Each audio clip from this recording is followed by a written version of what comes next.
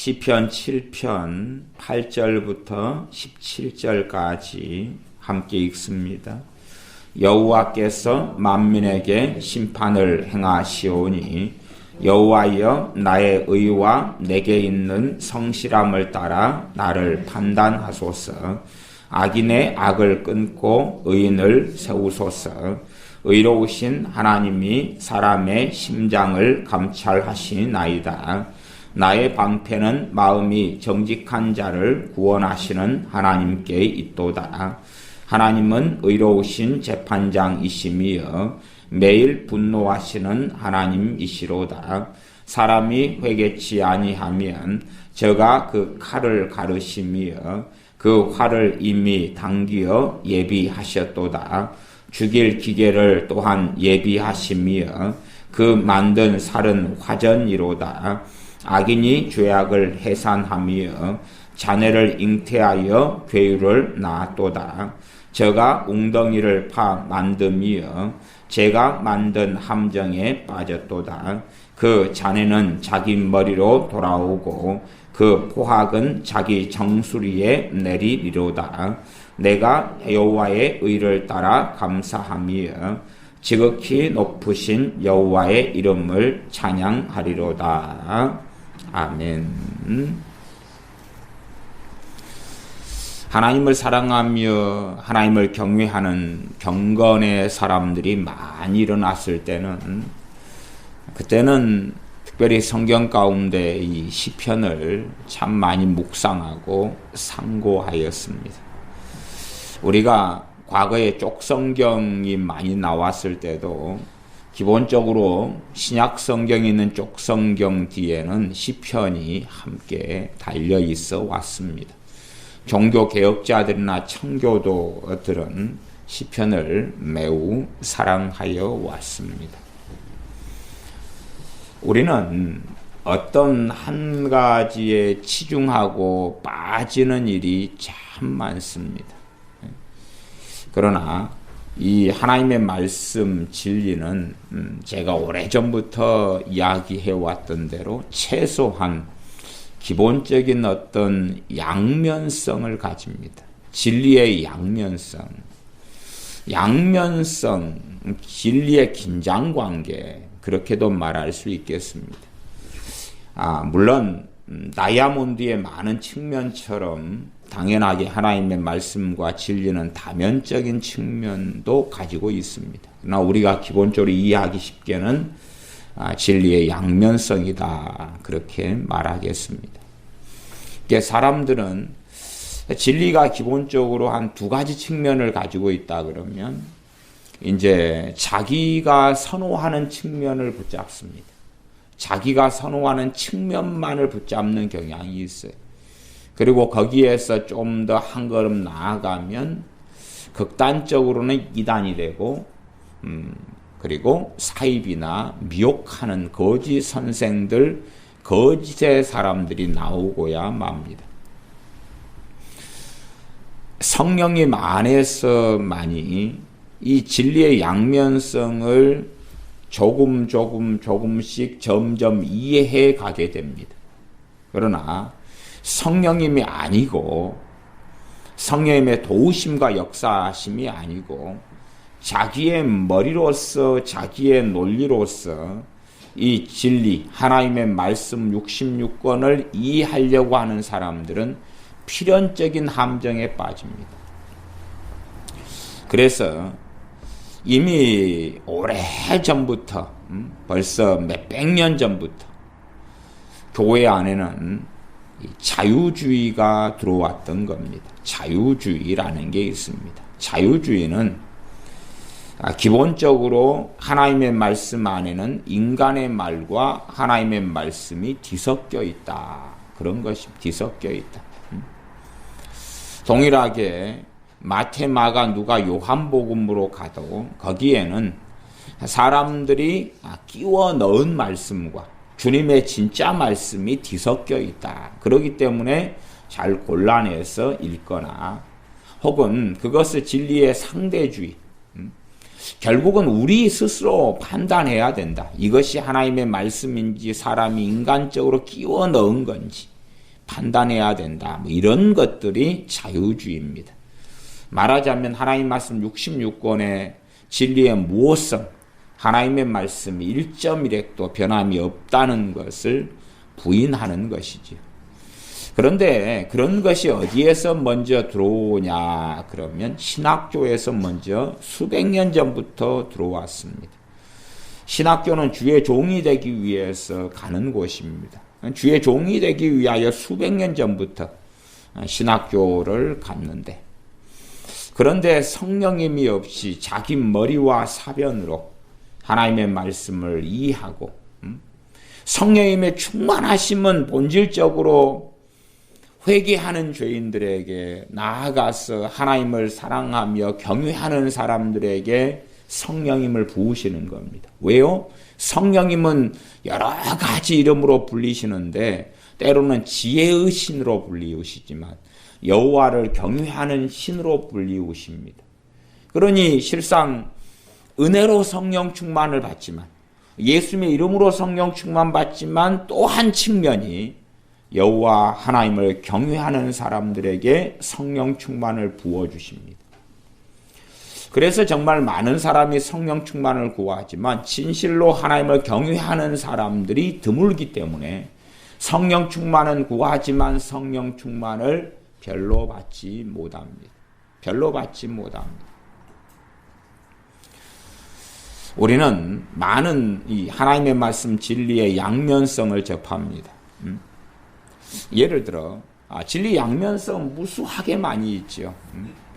그 중에 가장 기본적인 것은 우리가 의인인가 죄인인가, 의인인가 죄인인가. 성경은 두 개 다 이야기합니다. 물론 예수님을 믿기 전에 죄인이었어요. 예수님을 믿은 다음에는 의인인가 죄인인가, 의인이고 죄인이고 그렇습니다. 의인이고 죄인이고 그렇습니다. 그래서 사도 바울도 고백하지 않습니까? 내가 죄인 중에 괴수로다. 내가 죄인 중에 괴수로다. 요한 1서 말씀에는 너희가 죄 없다 하면 스스로 속이고 하나님을 거짓말하는 자로 만드는 것이니 너희가 너희 죄를 자백하면 저는 미쁘시고 의로우사 너희 죄를 사하시며 너희를 모든 죄에서 깨끗게 하실 것이라 라고 말씀합니다. 하나님의 자녀들에게 하는 말씀이죠. 그래서 예수님을 통하여 우리는 믿음을 통하여 의롭게 됩니다. 의인이 됩니다. 그럼에도 옛사람 속에서 죄를 가지고 있는 죄인으로 살아갑니다. 죄인으로 살아가. 이 두 가지의 긴장 관계가 우리에게는 성경이 동일하게 있다고 계속 말씀하는 겁니다. 이 두 가지가 균형을 이루지 않으면 우리에게는 문제가 벌어지죠.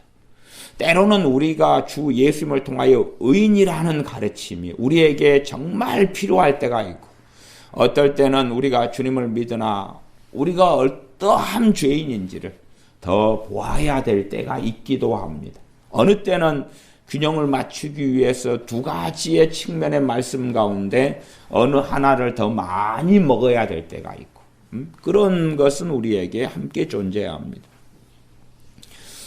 구원파 같은 경우는 의인이다. 그것에 치중합니다. 죄인의 개념은 없어져 버려서 주기도문 같은 경우는 애우지 않습니다. 주기도문은 기도하지 않습니다. 왜요? 주기도문 안에는 죄를 용서해 달라는 기도가 나와 있고, 우리가 예수님 믿음으로 모든 죄가 용서받았는데 그런데 또다시 회개한다는 것은 그 사람은 구원받지 못한 자이기 때문이다. 그런 논리를 세우죠. 논리를 세우죠. 그게 성경을 제대로 알지 못하고 성경의 한 가지 측면에만 치중해 버립니다. 제가 최근에 어떤 유명한 우리나라의 유명한 주의 종이 있는데 그 주의 종을 추종하는 사람이 우리나라에 몇만 명이더라고요. 기본적으로. 근데 그 주의 종도 우리가 의인이다. 그 하나만 치중해 버리는 거예요. 치중해 버려. 이게 좀 더 체계적으로 논리적으로 그 유명한 어떤 그 주의 종이 체계적으로 좀 더 전하고 가르치면 거의 반절 이상은 그 사람은 구원파로 판명 날 것입니다. 그러나 덜 체계적이니까 그러니까 구원파로 판명나지는 않습니다. 구원파는 그렇게 의인이라는 또한 모든 죄가 용서받았다는 것 하나로 치중해가지고 극단으로 달려가고 이걸 시스템화를 성경을 시키니까 조직신학적으로 구원파로 판명이 나고 이단으로 판명이 난 것입니다.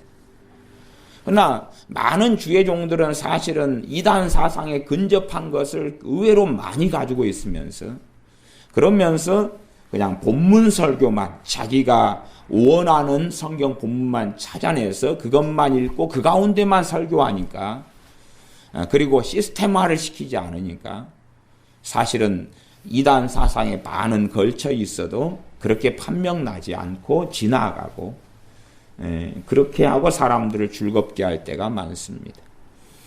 왜냐하면 성경 안에는 크게 이런 두 가지 측면이 존재하고 그 중에서 누구든지 받아들일 만한 메시지를 전할 수 있는 측면이 한 가지가 존재한다 그 말이죠.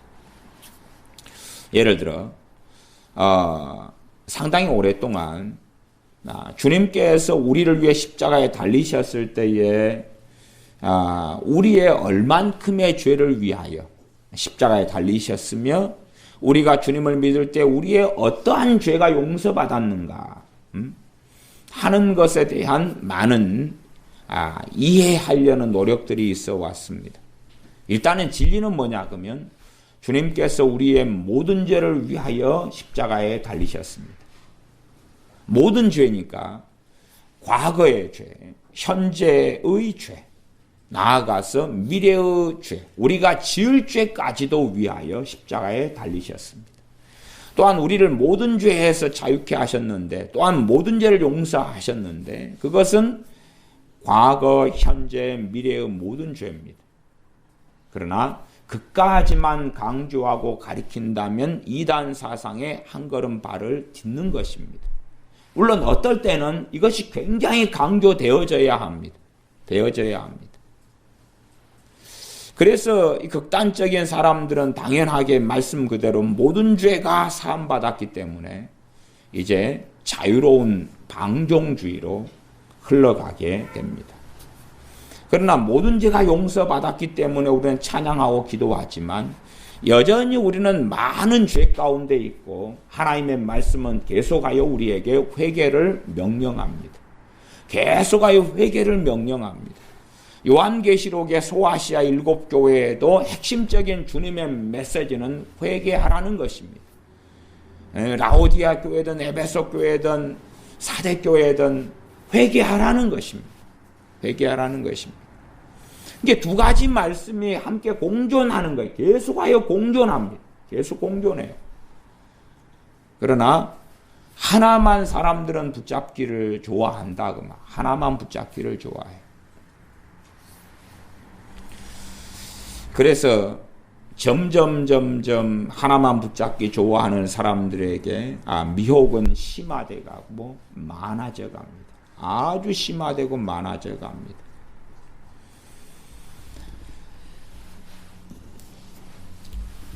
로마서 7장 같은 데는 오호라 나는 공고한 사람이다 그렇게 고백하고 로마 7장은 당연히 사도 바울이 예수님 믿은 다음에 지금 경험하는 겁니다. 모든 그리스도인의 경험을 이야기합니다. 그리고 로마서 8장 1절로 갔을 때에 생명의 성령님의 법이 죄와 사망의 법에서 너희를 해방했다 그럽니다. 그러니 인간적으로 성경을 이해하는 사람들은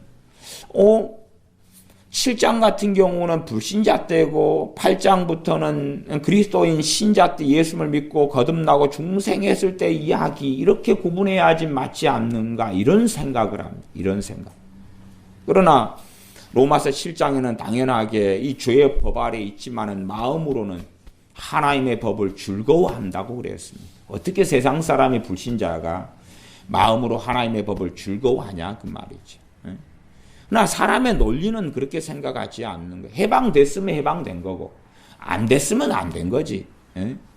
그러지 어찌 죄의 법 아래에 매여 있다가 그다가 로마서 8장 1절로 가면 죄와 사망의 법에서 해방하였다라는 과거형을 쓰냐.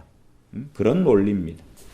그래서 머리로 성경을 이해하려는 사람은 결국은 둘 중에 하나를 선택하고, 그러니 나머지 반쪽의 성경의 메시지는 자기가 선택한 나머지 반쪽은 버려야 되고 이해가 안 되고 논리적인 자기의 논리에 맞지 않거든요. 그래서 자유주의가 나오게 되는 것입니다.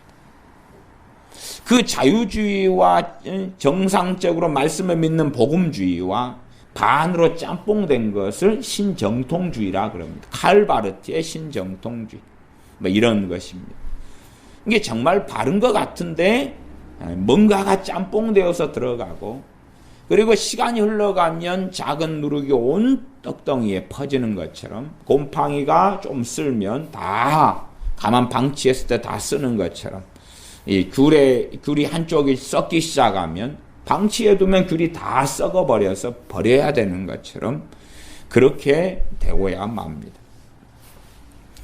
그러면 실상은 많은 신학을 했고 하나님의 일을 한다는 많은 사람들이 머리로 성경을 자기의 논리로 이해하려다 보니까 이 말씀의 긴장관계, 말씀의 양면성, 진리의 양면성인 논리로는 이해되는 문제가 아닙니다. 성령이 안에서 주님 안에서 주님을 사랑하면서 믿음이 성장해 가면서야 이 균형을 이루게 되고 양자를 알아가게 되는 것입니다. 다시 이야기하면 어떤 사람이 육적이 되고 세상적이 되고 세속적이 되면 다시금 진리의 양면성을 알았던 것을 다시 상실해 가게 됩니다. 알았던 것을 다시 상실해 갑니다. 그러지 내가 한번 붙잡았고 알았다 그래서 계속 알게 된 채로 남지 않습니다. 제가 기도에 대하여 시리즈로 3편까지 최근에 다시 기도를 다시 세우라는 설교를 하고 있습니다. 그러면 기도에 대한 설교에서도 제가 두 가지 측면을 함께 이 긴장관계를 똑같이 설교했던 겁니다. 하나의 설교는 뭡니까? 주 예수님의 이름으로 예수님의 의로서 우리가 기도응답 받는다. 내 의로서 기도응답 받지 못하고 주님의 의로우심으로 주님의 의를 의지함으로 주님의 공로로서 기도응답 받는다. 이것이 주 예수님의 이름으로 내 이름으로 구하라는 뜻이다. 그래서 이 에베소서 3장 같은 말씀, 히브리서 말씀도 그렇지만 에베소서 3장 몇 절인가요? 에베소서 3장을 한번 봐보십시오. 조금 있다가 시편은 7편은 그대로 보겠습니다. 에베소서 3장 3장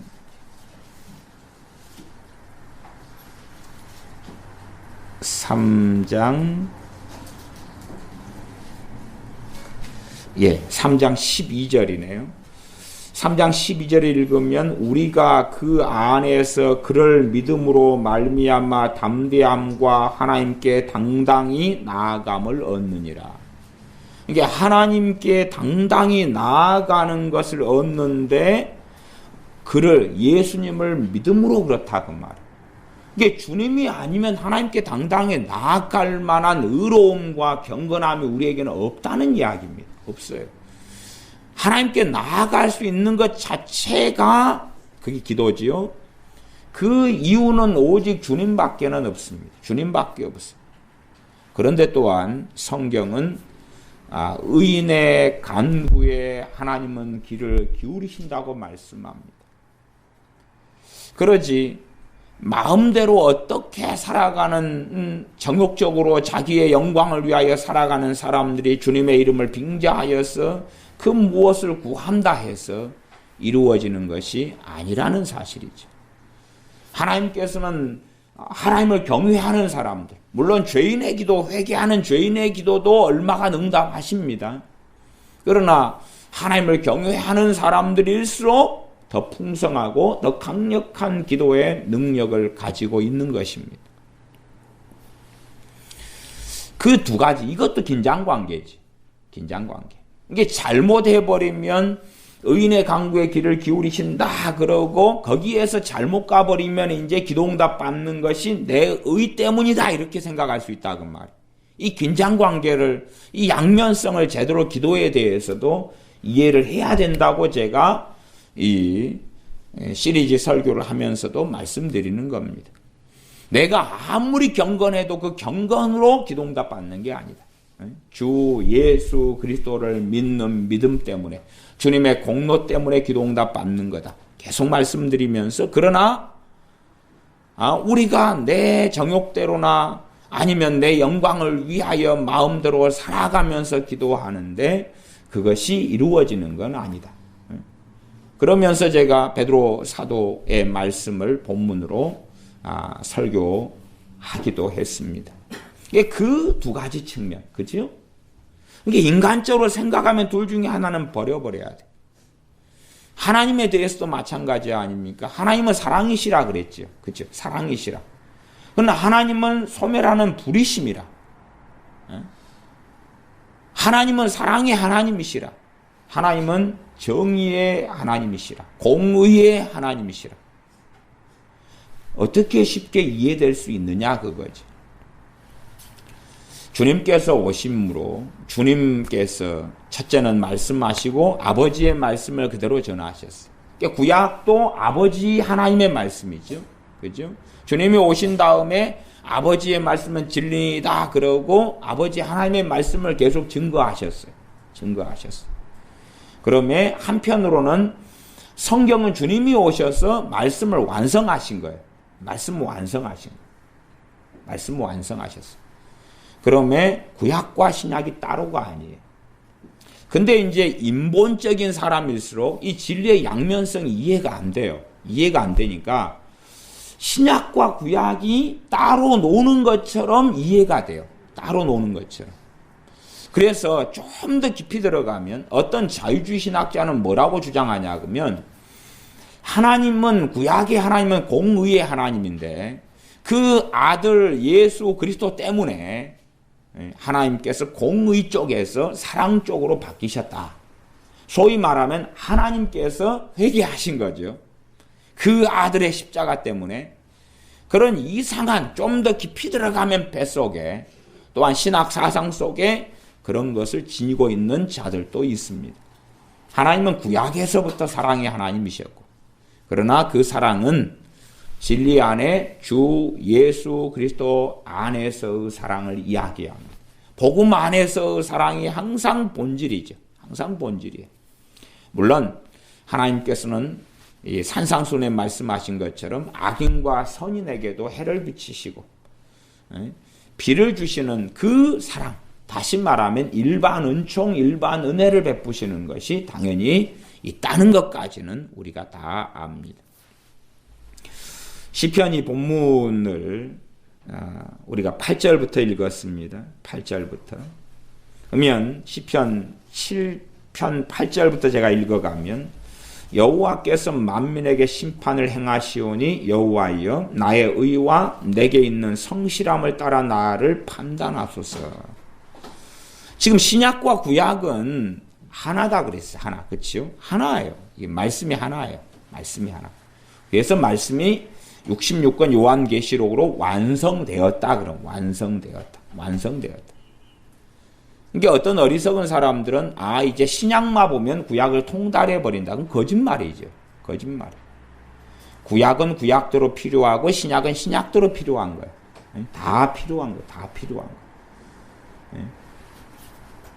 어떤 면에서 어떤 구약의 의식들, 그 의식들에 대해서는 우리가 훨씬 깊이 많이 이해할 필요성은 좀 낮다, 이렇게 좀 낮아졌다. 구약의 어떤 의식들, 제사장이 어떤 식으로 해서 짐승을 잡느냐, 어떤 것이 부정한 짐승이고 정한 짐승이고, 여자가 임신해가지고 얘를 이제 낳은 다음, 해산한 다음에 여자를 낳거나 아니면 남자 아들을 낳거나 그럴 때 부정케 되어서 어떤 방식으로 정결의식을 행하느냐, 이 정도는 이제 우리가 깊이 있게 많이 파고들지 않아도 저는 괜찮다고 봅니다. 의식에 대한 것이거든요. 그러나 그렇지 않은 구약의 율법은 사실은 동일한 하나님의 말씀이고, 그리고 그것은 그것을 통하여 우리에게 말씀하시는 것, 나아가 신약을 통하여 말씀하시는 것이 함께 가고 있는 거예요. 함께 가고 있는. 함께 가고 있다. 그 기본적인 이해를 해야 되죠. 계속 읽으면 일단은 이 8절에 보면 나의 의와 내게 있는 성실함을 따라 나를 판단하소서 그러죠. 이게 지금 하나님께서 하나님의 백성들을 판단하시는 것은 그 사람이 가진 의예요. 그 사람이 가진 의. 그리고 이 8절과 17절로 가면 17절로 그냥 건너뛰어 오면 내가 여호와의 의를 따라 감사하며 누구의 의를 이야기합니까? 여호와 하나님의 의를 이야기해요. 여호와 하나님의 의는 우리가 압니다. 여호와 하나님의 의는 두 가지 의가 있다는 거예요. 첫 번째 의는 그 아들 우리 주 예수 그리스도를 믿는 사람들을 의롭다 하시는 그 여호와의 의. 이 첫 번째. 두 번째는 진리의 말씀을 증거하시고 그 말씀대로 살아가는 사람을 의롭다 하시는 두 번째 여호와의 의가 있습니다. 내가 여호와의 의를 따라 감사하며 할 때에 그러나 시편 7편 17절은 여호와의 의를 따라 할 때는 이 하나님의 사람이 가진 자기의 삶으로 하나님 말씀대로 산 이 다윗이 하나님 말씀대로 산 그 의라기보다도 하나님께서만이 가지고 계시고 하나님께서만이 부여해 주시는 의를 말씀한다는 것을 우리가 이해하는 것이 옳겠습니다. 그게 첫 번째. 그러니 7편 8절에 있는 나의 의하고는 상반되는 부분이 있는 거예요. 동일하게 제가 지금 서두에 이야기하고 있는 예수 그리스도를 믿는 믿음으로 하나님께 응답받는 것과 그러나 우리가 얼마나 말씀대로 하나님을 경외하며 살아가느냐에서 기도 응답이 얼마나 어떻게 이루어지느냐를 좌지우지한다. 그러나 내가 살아가는 삶이 기도 응답을 가져오는 건 아니다. 그 긴장관계는 우리가 명심해야 됩니다. 이 기도에 대해 잘못 가르치는 사람은 둘 중에 하나를 붙잡습니다. 둘 중에 하나를. 그건 편한 것이에요. 내 선행을 통해서 내 선이 많을수록 내 착함이 많을수록 내 봉사나 아니면 내 헌금이나 기도 생활이나 금식이나 전도 숫자나 이런 게 많을수록 기도 응답을 잘 받는다 이렇게 선택하는 사람이 있고 그래서 목회자들이 내가 의인이기 때문에 내가 거룩한 사람이기 때문에 내 기도의 힘은 강력한데 내게 중보기도를 받으시오. 그런 방식.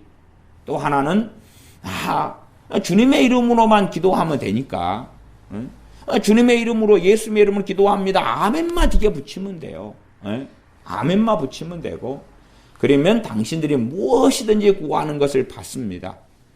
그렇게 설교하면 이 양자의 사람은 다 좋아합니다.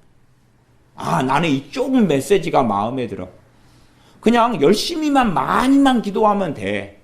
예수님의 이름으로 기도합니다. 아멘만 붙이면 이게 말하자면 너희가 무엇이든지 내게 구하라. 그리하면 내가 내 이름으로 구하면 하나님께서 주시리라.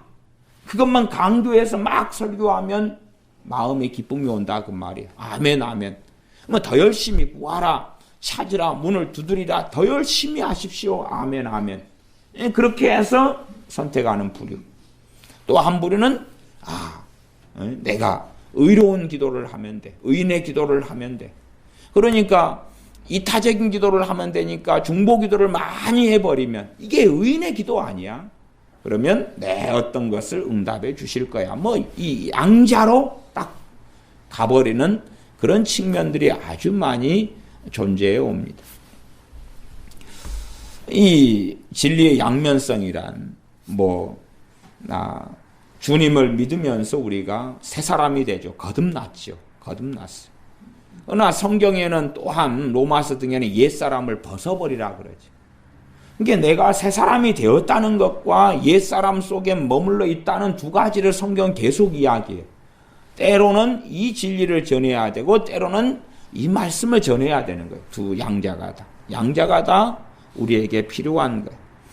너희는 예수님께서 너희의 거룩함이 되셔서 너희들은 거룩해졌다.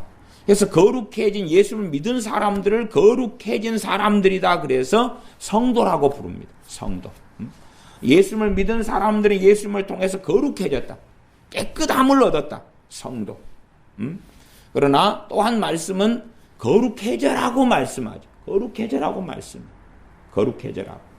그러니까 계속 거룩해져라는 말씀만 먹어버리면 이제 자기 의로 하나님께 나아가려는 병이 또 생기고, 그 다음에 예수님을 통해서 너희들은 거룩해졌다. 그러면 거기에서 그건 복음의 기본 진리인데, 근데 그것만 계속 강조해 버리면 이제 점점 교만해지게 되죠. 점점 교만해지게 되죠. 나는 이런 거룩한 사람이야. 나는 이런 의로운 사람이야. 주님 때문에 그랬지만, 이게 하나님 말씀은 계속 두 가지를 이야기해. 번갈아 가면서. 나 사람들은 하나가 좋은 거예요. 왜? 이 두 가지를 조화시켜서 이해한다는 것이 너무나 어렵거든요. 최소한은 머리로는 이것을 제대로 해석하고 연결시킬 수가 없어요. 네? 마찬가지로 어떤 사람이 심지어 성령 충만하여 이 두 가지의 긴장관계와 역설성 또 양면성을 잘 설명한다 그래도 주님 은혜 안에 얼마라도 있는 사람이 얼마간이라도 이것을 이해하게 돼요. 주님의 은혜 안에 없는 사람은 그것을 어떤 식으로 들리냐 그러면 궤변으로 들려요. 궤변으로 들려요. 생각해 보십시오. 에베소서 같은데 에베소 1장에 보면은 하나님의 선택 예정을 사도 바울이 바울 서신을 통해서 에베소서를 통해서 많이 이야기해요. 하나님이 예정하사 선택하사 예정 선택을 많이 말씀해요. 그러나 고린도전서로 가면 고린도전서 9장에 보면 9장 27절에 이런 말씀이 있어요. 내가 내 몸을 쳐서 복종케 함은 내가 남에게 전파한 후에 무엇을 전파하죠? 복음을 전파하고 진리의 말씀을 전파하고 도리어 내가 버림을 받을까 봐 두려워함이라 그래요. 내가 도리어 버림을 받을까 봐 두려워함이라. 그러면 누구보다도 예정과 선택을 잘 아는 이가 사도 바울이에요. 사도 바울이 로마서나 에베소서 등에서 예정과 선택을 많이 이야기해서 많이 하나님 말씀을 기록해 가지고 예정 때문에 사람들이 이해할 수 없는 예정 때문에 복잡해지고 사변으로 굉장히 많은 사람들이 흘러갔어요. 이게 최소한은 우리보다 훨씬 더 많이 하나님의 예정을 잘 이해하고 있는 사람이 사도 바울인데 도리어 내가 내 몸을 쳐서 복종하게 함은 내가 복음을 전파한 이후에 오히려 내가 도리어 버림을 받을까 봐 버림받지 않도록 이게 말하자면 사도 바울은 동시에 선택과 유기를 같이 이야기하고 있어요. 소위 말하면 이중 예정이죠. 물론 그 극단적 칼빈주의에서 온 이중 예정하고는 다른 의미에서 이게 자기 사도 바울 한 명에게 동시에 선택과 유기가 선택은 받았는데 택정함을 받았는데 유기가 일어날 수 있다. 버림받는 것을 한문으로 유기라 그럽니다. 버리는 거예요. 버림당하는 것. 자기는 선택받았는데 자기 몸을 쳐 복종하지 않게 될 때에 버림받을 수 있다. 그렇기 때문에 두려워한다고 이야기하죠. 두려워하는 것도 성경은 두 가지 이야기합니다. 두려워하지 말라고 이야기하고 두려워하라고 이야기. 두 가지가 계속 반복됩니다. 그치요? 반복돼. 그러니까 극단적으로 요한 1서로 가서 두려우면 형벌이 따릅니다. 그리고 이제 마땅히 해야 될 두려움의 말씀과 진리까지도 무너뜨려 버리는 사람이 있고 비균형적으로 말하자면 그런 사람 입장에서 볼 때에 고린도전서 9장 27절을 통해서 내가 두려워한다고 버림받을까 봐 두려워한다고 그런 사도 바울은 얼마나 초신자로 보이겠냐 그 말이죠. 초신자로 보이죠. 아이고 이 사람은 구원의 확신이 없는 사람인가 사도 바울인데도 구원의 확신이 있으면 버림받을까 봐 두려워하지 않을 텐데 구원의 확신이 없는 사람이니까 두려워하는 거 아닌가. 그러한 생각을 할 수밖에 없죠. 그러나 그런 이야기가 아니죠. 그런 이야기가 아니에요. 하나님의 선택 예정과 인간의 자유의지, 하나님께서 우리를 부르셔서 하나님의 자녀로 거듭났으나 우리가 배교하고 주님을 등지고 구원을 상실할 수 있다. 이 두 가지 측면을 계속 성경이 이야기하는 거예요. 성경이 계속 이야기해요. 그러나 사람들은 둘 중에서 하나만 붙잡기를 좋아하죠. 말하자면 그것이 어떤 면에서 이 종교개혁 시대에서 좀 지난 다음에 이제 종교계 칼빈 이후에 베자 이후에 칼빈의 이 제자 베자 제네바 신학교 학장인 베자 칼빈 후계자 베자 이후에로 가면 알미니우스가 등장하고 알미니안 5대 교리 그것은 감리교의 모태가 된 교리입니다. 그 다음에 칼빈주의 5대 교리 반대 측면에 있는 그것이 나와서 저항하고 싸우고 재판까지 가고 그러한 교회사가 있었습니다.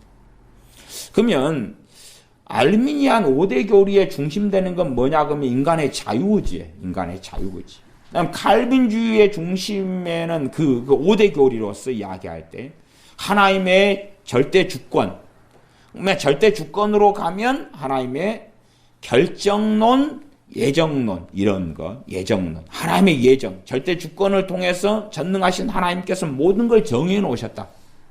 구원받을 자를 정해놓고 사람들이 하나님의 은혜를 안 받으려고 그래도 은혜를 안 받을 수가 없다.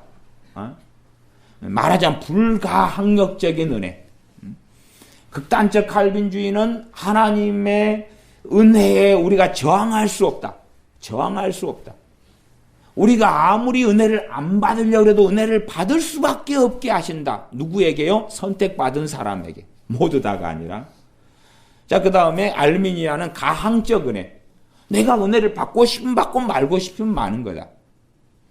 이게 제가 이 칼빈주의 알미니안 교리에 서로 양자의 측면들을 가지고 몇 년 전에 여러 번의 설교를 하면서 이 양자의 불균형적인 측면과 어디에서 균형을 찾아야 할 것이냐를 제가 많이 설교하기도 했습니다.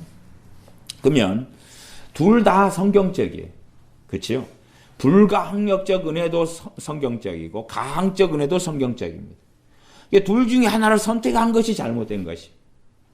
말하자면 하나님의 은혜를 우리가 저항할 수 없다. 첫 번째는 뭐냐 그러면 예수님을 이 땅에 보내신 건 하나님의 모든 구속사가 그 안에 들어가 있습니다. 그것은 우리가 저항한다고 될 문제도 아니고 이미 우리 입장으로 간다면 우리가 태어나기 훨씬 전에 하나님께서 이루신 일이에요. 그 아들을 보내신 것은 우리가 저항해서 될 문제 자체가 아니었죠. 그 아들을 보내신 게 하나님의 최대의 은혜죠. 그게 불가항력적 은혜예요. 그러나 성경은 너희가 성령님을 소멸하지 말라 그러고 은혜를 받자 그러고 힘써 하나님의 은혜를 받자 그러고 은혜의 보좌 앞에 담대히 나아가라고 명령하죠. 왜 명령합니까? 실제적으로 우리가 은혜를 얼마나 하나님께 받고 누리느냐가 우리에게 달려있기 때문에. 우리에게 달려있기 때문에. 그러나 또한 우리에게 달려있는 명령을 가지고 하나님께 나아갈 때에 우리는 내게 달려있다고 은혜를 받고 안 받고가 내게 달려있다고 생각하고 나가면 은혜를 못 받습니다. 은혜를 받자 명령하고 우리가 의지력으로 순종하여 하나님께 나아가는데 은혜 받는 이유는 하나님께 달려있다고 정확하게 알고 나아가야 됩니다. 그러지 우리 자유의지에 은혜를 받고 안 받고에 달려있어. 그리고 이제 나아가는 건 좋았어요. 그리 되면 은혜 받기 위하여 자기 의를 의지할 수밖에 없습니다. 자기 의를 의지할 수밖에 없어요. 예수 그리스도 안에 모든 풍성한 은혜를 예비하시고 주셨노라고 말씀해요. 이게 에베소서 같은 데는 하나님의 모든 은혜를 너희에게 주셨다. 그러니까 그런 말씀 하나만 붙잡아 버리면 또 은혜를 받을 필요가 없지요. 그러니까 은혜를 받지 않은 말씀은 이제 도망가는 거예요. 없애버리는 거예요. 지금 이 양자적인 측면이 계속 성경은 말씀하는 거예요. 이 진리를. 그래서 육적으로 머리로 신앙생활하는 사람들은 하나에 집중할 수밖에 없어요. 필립 얀시를 가지고 제가 한 6시간 반 가까이 책, 놀라운 하나님의 은혜 책을 가지고 얼마나 이 책이 문제가 있고 잘못된 성경 해석을 하고 이 사람이 천주교와 동방정교와 하나 되는 에큐메니카를 하는 사람인가 하는 이야기를, 정말 로마 교황이 진정한 하나님의 사람이고 테레사 수녀가 정말 하나님의 사람이고, 그는 그냥 말하자면 정확하게 책에 그렇게 쓰진 않았지만 아예 그냥 사도 같은, 선지자 같은 그런 사람의 뉘앙스로 책을 기록했어요. 그러니까 테레사 수녀는 대단한 하나님의 사람이기 때문에 100만 명의 고아를 하나님, 그 사람이 받아도 하나님은 다 감당할 수 있게 하실 정도의 그런 하나님의 사람이라고 필립 얀시는 이야기하죠. 필립 얀시가 하나님에 대해서 자기는 잘못 알고 있었는데 이제 바르게 알게 되었다고. 하나님은 심판의 하나님이 아니라 사랑의 하나님이요, 분노의 하나님이 아니라 자비의 하나님이고, 그러면서 놀라운 하나님의 은혜의 중심적인 이야기를 합니다. 그러면 우리가 시편 7편만 보아도 뭘 말씀합니까? 시편 7편에 보면 7편 11절, 하나님은 의로우신 재판장이시며 매일 분노하시는 하나님이시로다. 필립 얀시는 분노의 하나님이 아니라 자비의 하나님, 용서의 하나님이라고. 맞지요? 용서의 하나님 맞지요? 그러나 매일 뭐 하시는 하나님이에요? 매일 분노하시는 하나님. 성경이 이렇게 되어 있어요. 필립 얀시는 지금 시편 같은 말씀을 읽는 거예요? 안 읽는 거예요? 안 읽는 거예요. 하나님은 심판하시는 하나님이라고 지금 시편 7편만 보아도 그렇고 시편부터 성경 66권에는 전체적으로 나와 있는 말씀이에요. 근데 필립 얀시 입장에서는 하나님은 의로우신 재판장이시며가 없는 거예요. 하나님은 재판관이 아니라 심판자가 아니라 하나님은 사랑의 하나님이고 용서의 하나님이고 끝. 성경은 둘 다를 말씀하고 있는 거예요. 그러니까 그 필립 얀시 같은 사람의 독자만 우리나라에가 수백만 명입니다. 그 사람 책이 기본적으로 1985년부터 번역돼 가지고 많은 출판사들이 필립 얀시의 책을 번역해 왔습니다. 무수하게 많은 사람들이. 그리고 베스트셀러가 돼 가지고 이제 90년도에는 많이 퍼지고 2000년 넘어가서는 더 기하급수적으로 필립 얀시의 책이 퍼졌습니다. 그래서 우리나라가 종교 다운주의와 WCC로 가고 자유주의가 신학교마다 그렇게 번지고 퍼진 겁니다. 필립 얀시는 인격적인 옷을 입고 사랑의 옷을 입고 용서의 옷을 입고 산상수훈의 삶을 사는 것 같은 옷을 입기 때문에 그렇지. 위대한 사람으로 필립 얀시가 언급하는 사람이 간디 같은 사람입니다. 세상적으로는 위대할지 몰라도 하나님의 나라에서 필립 얀시, 간디는 없습니다. 간디는 하나님의 사람이 아니에요. 하나님의 사람이 아니에요. 계속하여서 하나님의 말씀은 이 두 가지 측면을 이야기해요. 이게 기도에 대해서도 우리가 두 가지 측면을 이해해야 되고, 용서에 대해서도 용서를 예수님을 통하 예수님 믿음으로 용서를 받은 자가 된 거예요. 용서를 받은 자가 용서받기 위하여 회개하는 거예요. 용서받은 자가 용서받기 위하여 회개하는 거예요. 또한 용서받기 위하여 회개하는 사람이 내가 용서받기 위하여 회개의 어떤 행위와 회개의 기도가 중요하지만 회개의 기도를 통하여 용서받는 건 또 아니에요. 주 예수 그리스도 때문에 용서받는 거예요. 용서를 받은 자가 용서받는 거예요. 용서를 받은 자가 용서받는 거예요. 그러니까 용서를 받았다 하는 믿음과 고백은 중요해요. 그러나 거기에서 끝나는 게 아니에요. 거기서 끝나는 게 아니에요. 용서를 받았기 때문에 용서하는 거예요. 또한 용서를 구하는 거예요. 용서를 구하는 거예요. 그렇지 용서를 안 받은 자가 회개기도 하고 회개하면서 용서를 구하는 게 아니에요. 그건 그리스도인의 순서에도 안 맞고 그리스도인의 진리의 논리에도 안 맞는 거예요. 안 맞는 거예요. 여러분이 성경을 읽어가면 결국은 우리의 눈은 하나에 치우치기가 쉬워서 자꾸만 둘 중에 하나를 선택하려는 경향성을 가지게 돼요. 가지게 돼요. 근데 우리는 거꾸로 내가 이쪽의 말씀을 충분히 먹었다 그러면 성령님의 인도하심과 이끄심과 역사는 치우치지 않도록, 좌로 우로 치우치지 않도록 이쪽의 말씀으로 이끌어 가시겠죠. 구원에 대해서도 너희가 구원을 받았다 그래. 그치요? 구원을 받았어요. 예수님을 믿음으로 구원 받았어요. 그런데 두렵고 떨림으로 너희 구원을 이루라 그래. 두 가지. 그러니까 구원을 이루라는 말씀으로 치우쳐가면 어떤 문제가 생기냐 그러면 구원받지 못한 자로 구원받으려고 하는 발버둥으로 가는 거예요. 그러면 잘못돼. 다른 복음으로 가는 거예요. 내가 구원받았다. 내가 구원받았어. 그리고 이제 말하자면 사도 바울은 내가 버림을 받을까 두려워함이라 그랬는데 두렵고 떨림으로 너희 구원을 이룰 뿐만 아니라 구원을 지키라 그러는 거예요. 지키라고. 구원을 지키라고. 그런데 구원을 받아버린 거기 때문에 지킬 필요가 없어. 이미 따놓은 당상이기 때문에 이제 상급의 문제만 있어. 뭐 성경의 요지를 다 던져버린 거예요. 버려버린 거지. 그러니까 이 양극단이 유감스럽게 한국 교인들에게는 꽉 차 있어요. 꽉 차 있어요. 두렵고 떨림으로 너희 구원을 이루라. 구원을 이루려고 열심히 회개해요. 열심히 의롭게 살려 그래요. 회개하는 것도 옳은 거고 의롭게 살려는 발버둥과 노력도 옳은 거예요. 성경적인 거예요. 그러나 그러므로 구원받으려고 하는 것은 잘못된 거예요. 구원받은 자가 구원을 이루어가는 거예요. 구원을 이루어가는 거예요. 구원받은 자가 구원을 이루어가는 거예요. 사람으로 이야기하면 우리 자녀들이 사람으로 나서 사람답게 살아가고 사람이 돼가는 거예요. 우리 자녀가 사람으로 태어났어요. 방치하면 사람인데 개가 되는 거예요. 사람인데 돼지가 되는 거예요. 사람인데 짐승이 되는 거예요.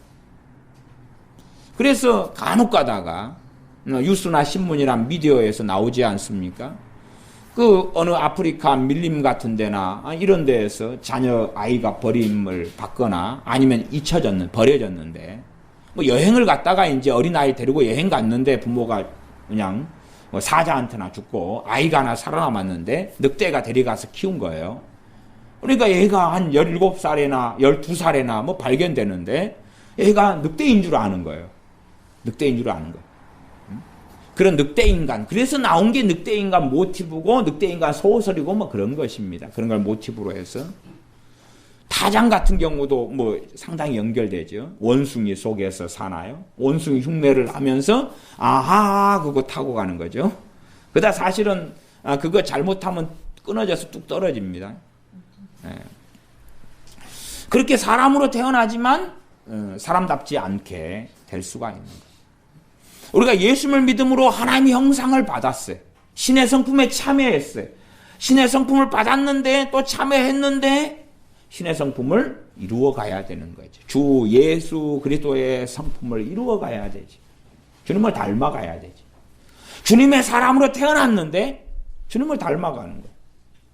사람으로 태어났는데 이제 사람답게 사는 것이 무엇인지 알아가고 배워가는 것과 같은 거지. 로마서에도 꽤 반복되는 말씀 중에 하나가 뭐냐 그러면 첫째는 예수 그리스도를 통하여 하나님과 화목되었다. 하나님과 화목되었다는 거예요. 화목되었어요.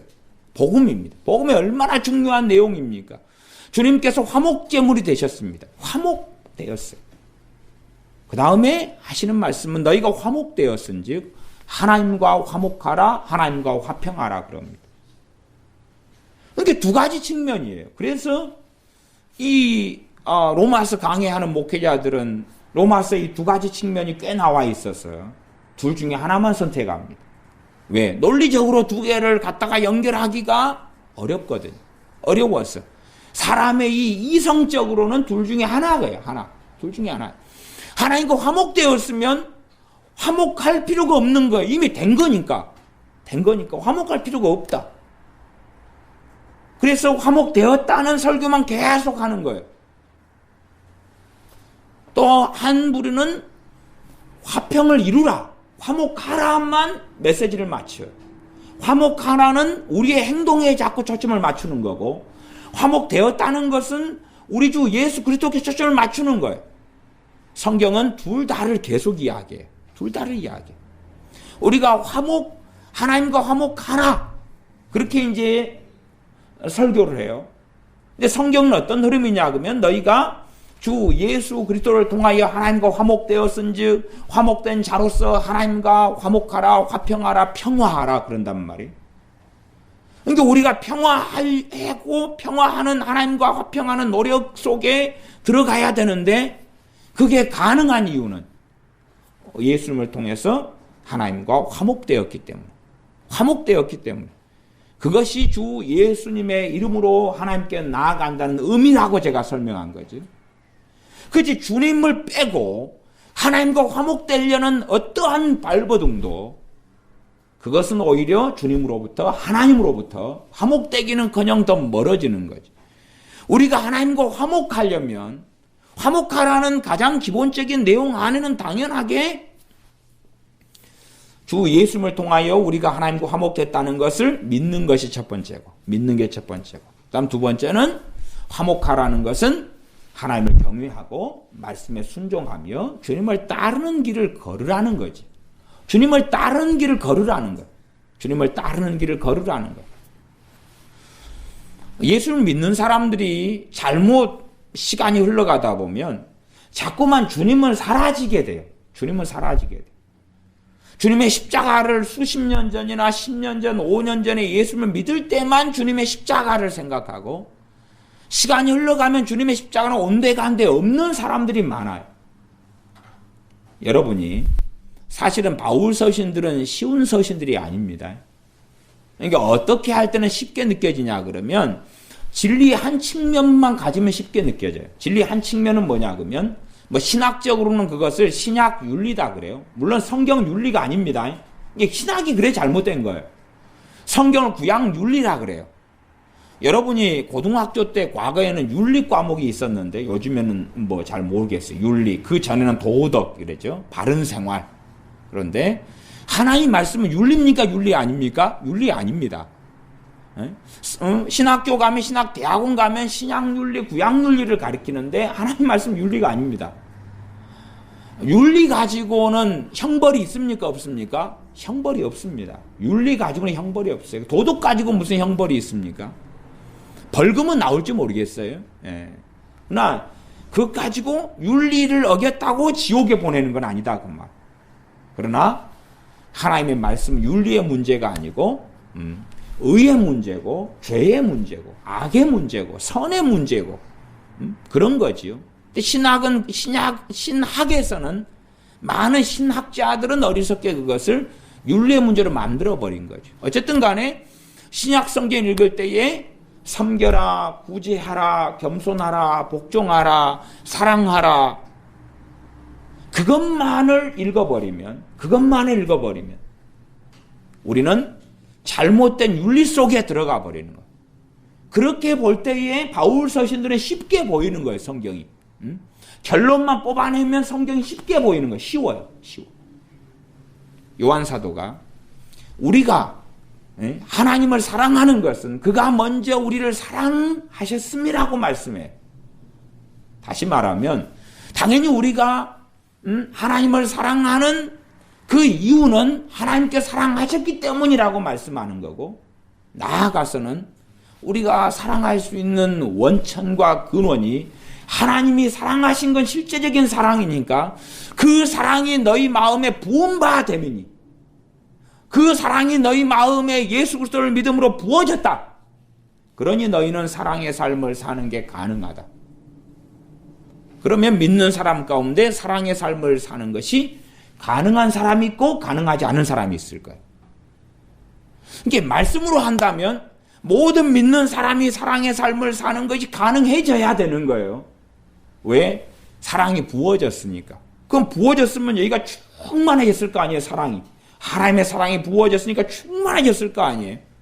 그런데 사랑하는 것은 굉장히 어려운 일이에요. 사랑하는 것은 얼마나 어려운지 우리가 가정생활, 부부생활, 부모, 자식 간의 생활, 형제생활을 하면 알 수가 있는 거예요.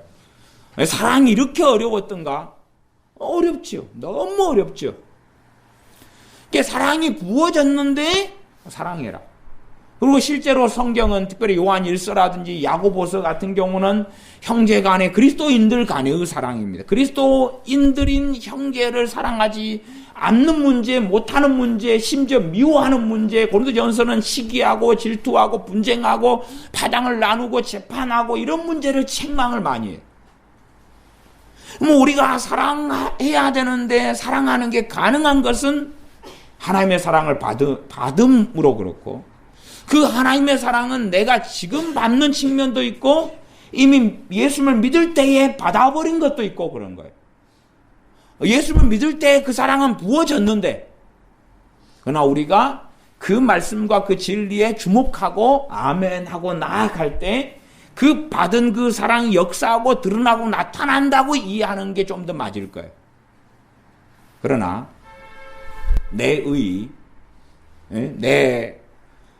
내가 하려는 내 의지와 내 인격을 의지한 사랑은 그리스도의 사랑이 아니고 그것은 계속 실패하는 사랑입니다. 세상에서는 저 사람은 사랑이 많은 사람이야 라고 평가받을 수 있을지 몰라도 하나님께서 보실 때는 그 사랑은 내가 의도한 사랑이 아니야. 그 사랑은 인본적인 사랑이야 라고 평가받을 거라고 말이에요. 하나님의 사랑으로 사랑하는 것만이 하나님께서 형제를 사랑하라, 이웃을 사랑하라 했던 그 사랑하고 맞다고 보신다고 말이에요. 그러면 우리는 사랑하라는 명령을 받는데 그 정도만 바울 서신이나 사도 요한의 말씀이나 주님의 말씀을 그것만 끝내버리면 우리는 사랑하려고 발버둥 치는 노력을 할 수 있으나, 그러나 진리의 사랑이나 하나님께서 요구하시는 사랑의 수준에는 이르지 못한다는 사실이에요. 사랑하라는 명령 앞에 하나님의 사랑이 부어졌고 하나님께서 우리를 그 아들을 통해서 사랑하셨다는 것을 믿는 믿음을 통하여 그 사랑, 하나님의 사랑이 우리 안에 역사하여 사랑의 삶이 가능해져 가는 겁니다. 용서도 마찬가지죠. 용서하는 삶이 가능한 것은 우리가 주 예수 그리스도 안에서 용서받은 것을 더 깊이 깨닫고 아는 거지. 시편 122편에 가면 그런 말씀이 있습니다. 예루살렘을 위하여 평안을 구하라. 예루살렘을 위하여 평안을 구하라. 그렇게 말씀했어요. 그렇죠? 예루살렘 평안을 구하라. 그건 진리예요. 하나님의 명령이고. 근데 선지자들은 예루살렘의 평안을 선포했나요? 예루살렘의 심판을 선포하나요? 심판을 선포하죠. 주님께서는 예루살렘아 예루살렘아 암탉이 병아리를 모으리 함과 같이 너희를 모으리 한 적이 얼마더냐. 그러나 너희가 내게 나오기를 원치 아니하였도다 그러니. 그리고 심판을 선고하는 것. 너희가 황폐하여 버림받으리라. 그렇게 따지면 시편 122편에 있는 예루살렘의 평안을 위해 구하라는 것은 오히려 예루살렘의 축복을 선언하고 평안을 선언하고 주님이나 선지자들이 그래야 될 것 같이 보인다고 말이에요. 그것도 어떤 면에서 기도가 지금 다 진리고 다 하나님 말씀인데 어느 때에 그렇고 어느 때는 그것과 달라요. 어느 때에 그렇고 어느 때는 그것과 달라요. 그런 것을 이해를 해야 된다 그 말이에요. 그걸 이해를 해야 돼. 산상수훈으로 가면 산상수훈은 하나님의 말씀, 주님의 말씀 진리예요. 당연히 진리죠. 당연히 진리죠.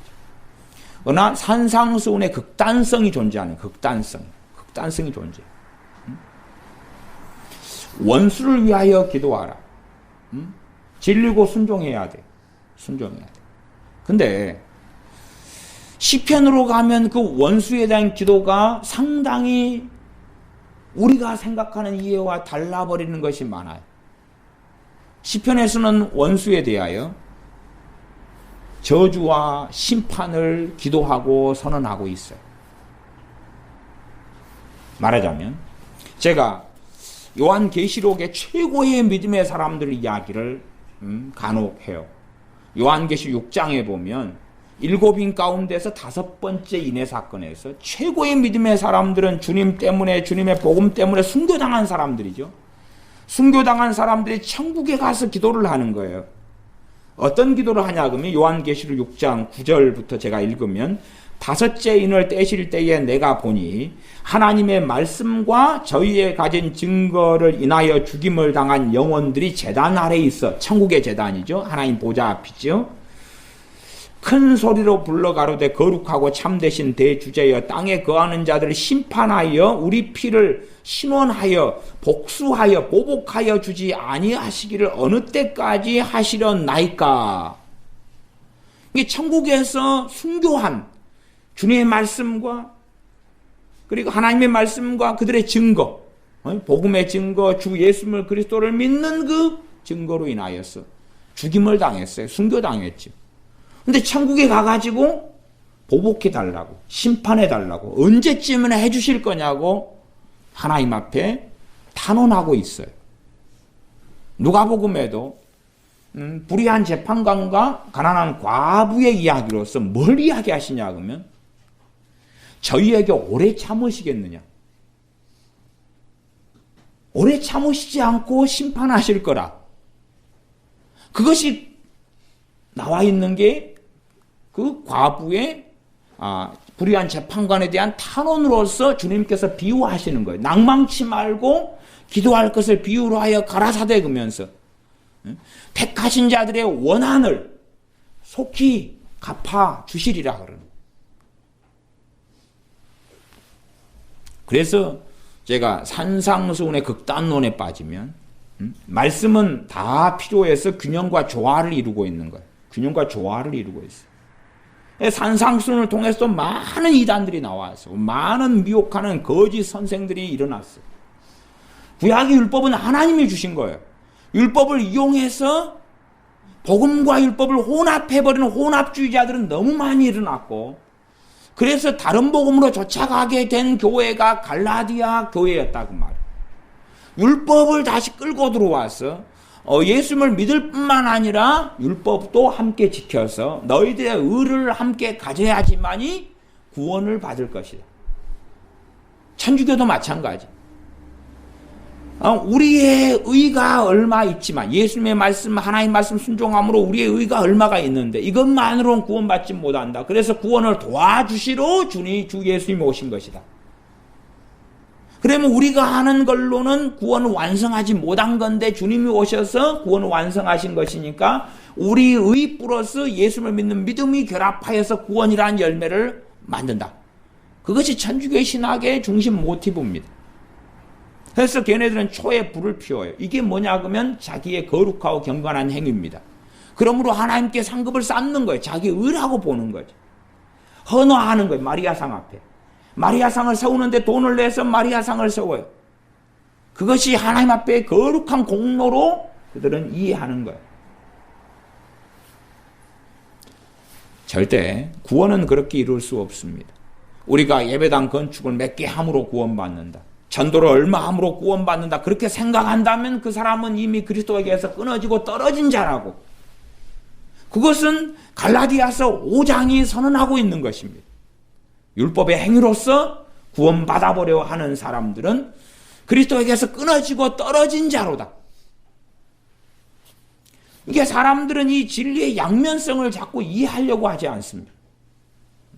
이건 주님 안에 거하여 살아갈 때에 조금씩 이해되기 시작하는 거예요. 주님 안에 좀 살아가고 믿음이 성장하면 이제 이 진리의 양면성이 서로 연결되어서 잘 이해는 안 돼도 충돌은 안 하는 것이 먼저 일반적으로 공통적으로 경험하는 거예요. 말씀이 서로 다른데 일단은 내가 성령 충만한데 초신자다. 말씀이 이제 예수님 믿고 성령 충만하지 않을 때는 충돌해요. 자꾸 충돌해가지고 심지어는 번뇌가 일어나요. 거기에 의심의 영이 틈타고 미혹의 영이 틈타고 그러면 더 복잡해져요.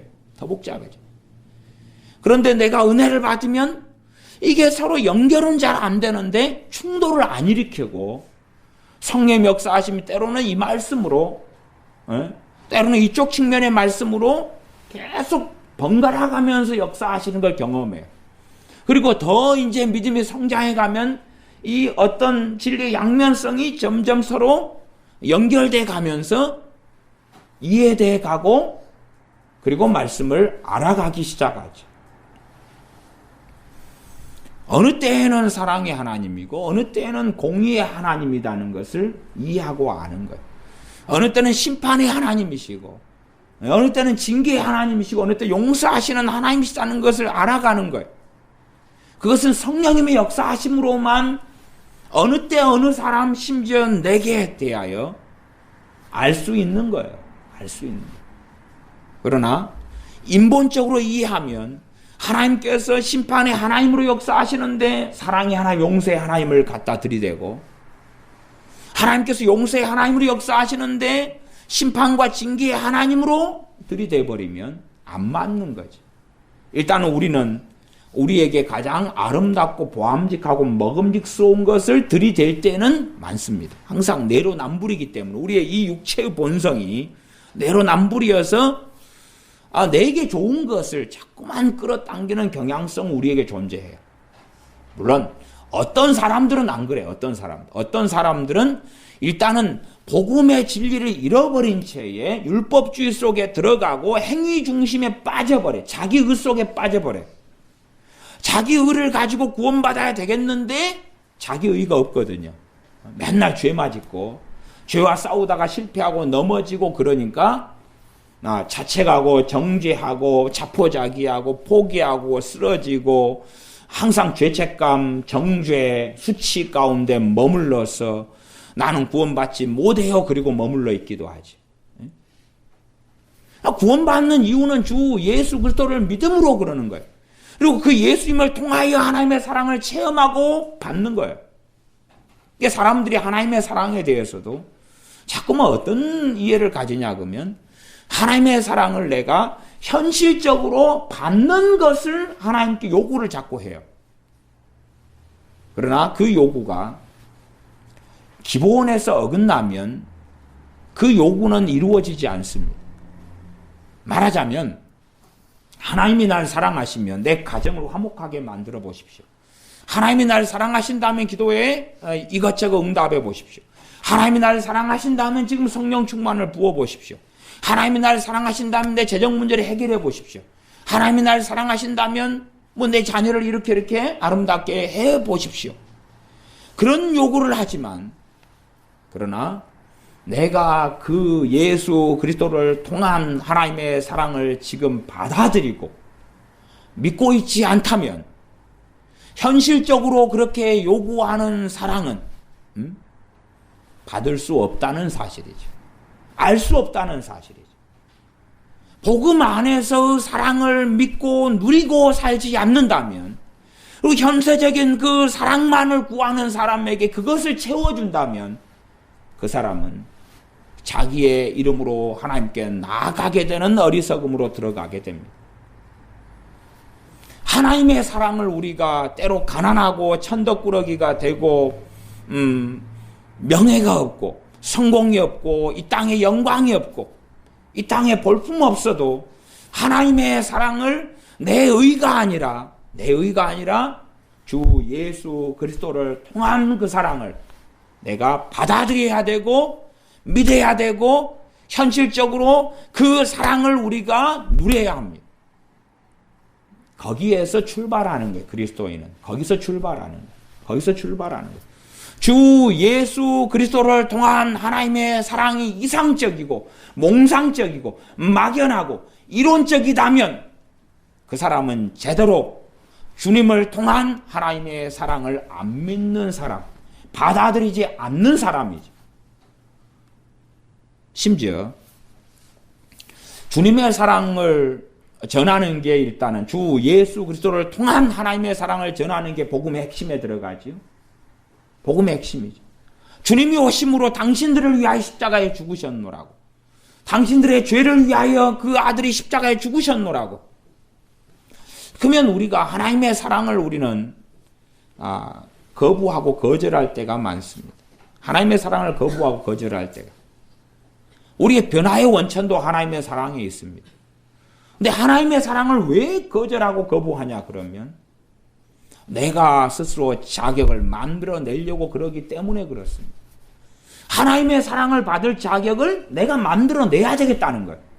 최소한은 내 양심 정도에서 인정한 정도까지는 내가 하나님의 사랑을 받을 그 자격을 만들어내고, 내 경건성을 만들어내고, 내 의로움을 만들어내고, 내 선행을 만들어내고, 내 기도 생활을 만들어내고, 내 성경 공부를 만들어내고, 그렇게 함으로 내 양심이 허락하면, 그때에 내 양심이 허락하는 정도에서만 주 예수님을 통한 하나님의 사랑을 받아들이겠다고. 그러나 아직은 자격이 안 되니까 자격을 갖추어서 다시 곧 오겠다고. 그 사람은 복음을 떠나가고 있는 사람입니다. 주 예수 그리스도의 복음을 떠나가고 있는 사람입니다.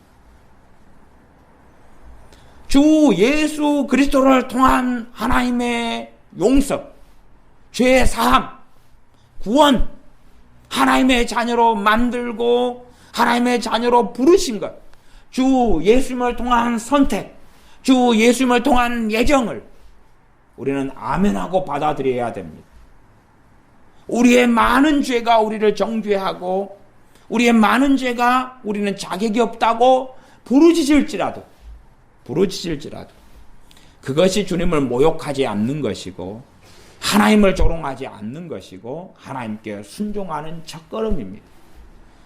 그래서 때로는 예수를 믿는 것을 하나님께 순종한다는 것을 성경이 로마서 같은 데가 바꾸었을 때가 그래서 있는 거예요. 믿는 게 순종이니까. 그러나 그 순종은 행함하고는 또 다른 측면에 있는 겁니다. 그리고 그 사랑을 받음으로 이제 사랑의 삶이 가능한 능력, 가능한 이후, 사랑의 발걸음을 떼는 것이 가능해지는 그 주님을 따르는 먼 여정을 걷는 겁니다. 그러면 우리가 복음에서 시작해서 하나님 말씀을 순종하고 살아가는 걸음을 걸어야 합니다. 이게 바울 서신이 어려운 것은 사실 어려운 건데 쉽게 생각하는 거예요. 쉽게 생각하는 거 뒤에 부분만 딱 남겨놓으면 겸손해라, 순종해라, 그러고만 남겨놓으면 하나님과 화평해라, 그리고 화평할 노력을 하는 거예요. 이게 쉽게 나는 안다고 이해하는 거지. 그 앞에 말씀 하나님과 너희가 화목되었다, 화평을 예수님을 통해 이루었다. 그것을 깊이 이해하는 가운데 주님을 의지하여 화평에 노력을 해야 된다 그 말이에요. 주님을 의지하여. 그러니까 그렇게까지 연결해 이해하는 것은 사실은 이해가 어렵습니다. 그건 어려운 거예요 이제. 이해가 어려운 거예요. 어떤 사람은 조금 이해하고 어떤 사람은 좀 더 많이 이해하고 육적인 사람은 이해하지 못해서 자유주의로 가고 의심 속에 갑니다. 그래서 많은 믿는 사람들이 자기 머리로 하나님 말씀을 이해하려니까 의심의 영이 들어와요. 귀신이 들어와요. 의심의 영이 들어와요. 말씀에 대해서 믿음이 사라져가요. 왜냐 그러면 자기 머리로 볼 때의 성경이 왔다 갔다 하는 것으로 보이거든요. 왔다 갔다. 왜 여기서는 이 말하고 저기서는 저 말하냐. 왔다 갔다 하는 것으로 보이기 때문에 나는 동의하기 어렵다. 그렇게 보는 거죠. 그러나 당연하게 우리가 오른손과 왼손은 서로 협력관계에 있지만 그러나 오른손과 왼손이 때로는 동일한 일도 하지만 그렇죠? 동일한 일도 하지만 두 손은 다른 손입니다. 다른 손이에요. 오른손잡이는 오른손잡이를 먹고 손이 다쳐가지고 기부스러워하면 왼손도 쓰고 그렇잖아요? 양손잡이도 있고 왼손잡이도 있고 다른 거예요. 달라. 발과 손은 달라요. 때로는 손으로 해야 되는데 손이 고장난 사람은 발로 쓰기도 해요. 그러나 이거 달라요. 그런 것처럼 말씀 66권이 상호 조화를 이루고 있는 거예요. 조화를 이루고 있어서 어느 부분은 손이 하는 이야기를 하고 있고 어느 부분은 발이 하는 이야기를 하고 있어요. 그걸 이해해야 되는데 한쪽만 가지고 치중하고 극단론으로 가면 잘못된 것 속에 빠져들어갑니다. 제가 일단 시편 7편 본문을 삼아서 읽었으니까 이 본문만 조금 읽고 설명하고 말씀을 마무리하겠습니다. 8절 시편 7편 8절 여호와께서 만민에게 심판을 행하시오니 여호와여 나의 의와 내게 있는 성실함을 따라 나를 판단하소서. 자기에게 있는 하나님 말씀대로 살아간 것을 가지고서 판단해 달라고. 그래서 이렇게 하나님 앞에 살아간 사람들은 더 담대하게, 소위 말하는 말씀에 자기 양심에, 요한 1서 말씀에 꺼림이 없는 사람들, 양심이 책망할 것이 없는 사람들은 더 담대함을 얻는다 그런 거예요. 그래서 이것을 잘못 해석하고 이해하면 자기의 의로 하나님께 나아가고 기도응답을 받는다는 것으로 해석하는 사람들도 있어요. 그렇죠? 그렇게 보여요. 그러나 그건 또 아니에요. 그건 또 아니에요. 그러나 우리의 의, 말씀대로 살아가는 것, 우리가 성실하게 하나님을 경외하고 순종하고 살아가는 것, 그것과 기도응답은 또한 불과 분리의 관계에 있고 하나님과 동행하고 하나님께 나아가는 것은 연결되어 있는 것, 연결되어 있어요. 그래서 우리가 내 멋대로 이렇게 살아가는데 기도가 잘 되지를 않아요. 내 멋대로 살아가는 사람이 기도 생활을 잘 할 수가 없어요. 왜? 기도하면 그냥 잠이 오고 졸음이 오는, 기도 안 돼요. 왜? 하나님께서 그걸 인정하지 않거든요. 인정하지 않아요. 기도를 할 때 막 역사가 많은 사람도 마찬가지예요. 기도할 때 성령 역사가 많아야지 막 역사가 많은 사람은 내 정욕제로 살아가는 것이 많다는 이야기. 우리가 복음 안에서 우리의 정욕의 가장 무서운 정욕은 얼마 전에 제가 설명해 드렸어요. 복음 안에서 가장 무서운 정욕은 하나님께 나아갈 때 예를 들어서 내 의로 나아가려는 것, 가장 무서운 정욕이죠. 내 힘으로 용서하려는 것, 하나님의 용서를 내가 내 의로움으로 받아보려는 것. 하나님의 용서는, 회개하고 용서받는 그 하나님의 용서는 내가 용서를 비는 그 행위로, 회개 기도하는 그 행위로 받는 게 아니라는 사실이죠. 금식함으로 받는 게 아니에요. 아니면 금식 예물을 드림으로 용서받는 게 아니에요. 용서받는 이유는 단 하나밖에 없어요. 주 예수 그리스도께서 우리의 모든 죄를 위하여 피를 흘리셨기 때문에 그런 거예요. 주님께서 피를 흘리셨기 때문에 그런 거예요. 주님의 피 흘리심의 십자가의 사건이 없을 때에 우리의 믿음이라는 건 믿음의 대상이 없는 거예요. 성경은 계속 믿음을 이야기할 때에 대상을 가지고 이야기하는 거예요. 대상을 가지고. 그러면 가장 정욕적인 것은, 우리가 실제로 많은 크리스찬들이 정욕적인 삶은 별로 안 살아요. 윤리적, 도덕적으로는. 말씀대로 살려고 많은 크리스찬들은 애를 써요. 애를 써요. 그러나 유감스럽게 시간이 흘러가면서 복음을 떠나버린다 그 말. 복음을 떠나버려. 그리고 이제 소위 말하면 행위의 말씀들은 신약이든 구약이든 가득합니다. 신약은 마무리 부분은 다 행위로 끝나요. 행위로 끝나요. 하나님과 화목되었은즉 하나님과 화목하라. 하나님과 화목한 사람들은 더 힘써서 하나님과 화목하라. 그럼 뒷부분만 남겨놓으면 우리에게는 행위만 남고, 거기에 내가 미달이냐 미달이 아니냐, 자격이 있느냐 없느냐를 평가하게 되죠. 그럼 우리 양심은 당연하게 나는 그것을 잘 지키지 못했노라고 이야기하겠죠. 그렇게 하고 하나님께 나아가는 사람들은 그것을 성경적으로는 정욕적인 삶을 살고 있다 그 말이에요. 왜? 우리의 육체의 정욕은 그 메시지와 맞아요. 그 메시지와 맞아요. 그러나 영으로 거듭난 새 사람은 그 메시지하고는 그 뒤 끝에 부분만 생선이 있으면 머리나 꼬리만 잘라낸 것하고는 안 맞다 그 말이에요. 안 맞아요. 생선을 반으로 탁 동강이 내면 생선은 죽은 생선이 되는 거예요. 마찬가지 통강을 내버리면, 사람도 극단적으로 통강 내면 죽는 거예요. 죽어요. 하나님 말씀도 통강 내면 생명을 잃어버리고 능력을 잃어버리는 거예요. 그러니까 이 말씀의 긴장관계와 이 양면성이라는 것은 그대로 함께 살아있어야 돼요. 함께 살아있어야 돼요. 그래서 왜 이 땅에 배교자들이 그렇게 많아왔느냐 그러면 하나님의 이 말씀을 통강내버렸기 때문에, 잘라내버렸고 오려내버렸고 한쪽에 치우쳐가지고 달려가 버렸기 때문에 그런 거예요. 달려가 버렸기 때문에 그런 거예요. 성경은 그 극단성을 계속하여 양면성을 이야기하고, 그리고 이 극단성 속에 들어가는 거짓 선생, 거짓 사도, 거짓 선지자들에 대한 이야기를 계속합니다. 구약의 거짓 선지자들을 왜 이스라엘 백성들은 환호하고 받아들였냐 그러면 그들도 성경적인 메시지를 전했어요. 그러나 때에 맞지 않는 말씀을 전해. 때에 맞지 않는 말씀.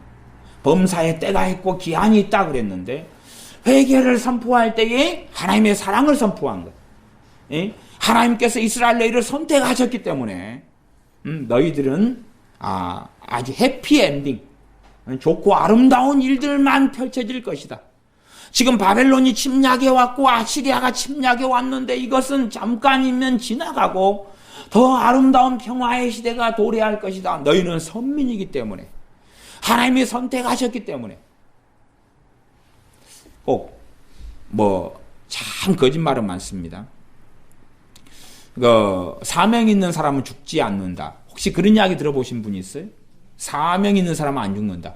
들어본 분 한번 손 들어보십시오. 그래서 한 3분의 1은 나오네. 거짓말입니다. 거짓말. 그래서 아벨이 죽었습니까? 사명이 없어서 형한테 죽었나요? 아니면 혹시 그 사명을 사도들은 순교당할 때 다 그냥 이루고 죽었다고 생각하나요? 주님께서 너희는 모든 족속에게 가서 아버지와 아들과 성령님이라 세례를 주고 내가 너희에게 가르쳐 분부한 모든 것을 가르쳐 지키게 하라. 그 사명이, 그건 모든 교회가 해야 될 사명이지만 사도가 대표로 받았어요. 다 이루었나요? 아니죠. 계속 이루어가는 거죠. 계속 이루어가는 거죠. 거짓말이죠. 말하자면 당신은 사명자야. 그렇기 때문에 괜찮아. 해피엔딩 할 거야. 거짓 선지자의 가르침이 되는 거죠. 그런 것처럼. 이스라엘 너희들은 선민이야. 선민이잖아요. 선민이야. 그렇기 때문에 하나님이 선택하고 불렀어. 너희의 조상이 아브라함이잖아. 선택하여 불렀어. 그리고 성경에 이 많은 선지자들 통한 약속이 있잖아. 그러니 나라가 이루어지는 일은 없어. 어려움은 잠깐 닥쳐와도 그러나 이스라엘 민족을 통하여 하나님께서 이루실 일은 너무나 놀라워. 그러니 반드시 이루어질 거야. 그리고 거짓 선지자들은 말해왔지요. 꼭 우리나라도 거짓 선지자들은 그렇게 말합니다. 대한민국은 사명이 있어. 물론 그가 이교도는 아닐지 몰라도 저는 그분은 거짓 선지자라고 말하는 거예요. 대한민국은 특별한 사명을 받았어. 거짓말입니다. 거짓말. 그렇게 따지면 어느 나라가 사명이 없다고 말할 수 있습니까? 대한민국에 사명이 있다고 성경에 어디가 있습니까? 어느 나라는 없었겠습니까? 가장 큰 사명은 과거에 바벨론이 있었고 로마가 있었고 페르시아가 있었고 아시리아 제국이 있었고 그렇게 말할 수가 있겠죠. 그렇게 말할 수 있겠죠. 지금의 미국이, 과거의 영국 대영 제국이, 프랑스가, 독일이, 그런 데가 대단한 사명이 있었다고 말해야 되겠죠. 이 조그맣고 작은 나라에 대단한 사명이 있다고 사도들, 선지자라는 거짓된 자들이 와서 말할 때에 아멘 하는데 무슨 거짓부렁이냐 그 말. 그렇지 않아요. 택도 없는 소리라요. 택도 없는 소리라요. 전 인류는 한 사람의 자손입니다. 전 인류는 한 사람의 자손이라요. 창세기에서 그것을 안 보냐 그 말. 전 인류는 아담의 자손이고 노아의 자손이에요. 하나님의 심판으로 민족과 언어의 경계를 나누셔서 그때부터 민족이라는 것이 등장하게 되는 거예요. 물론 창세기에 노아 홍수 이후에 바벨탑 사건을 통해 언어를 나누신 다음에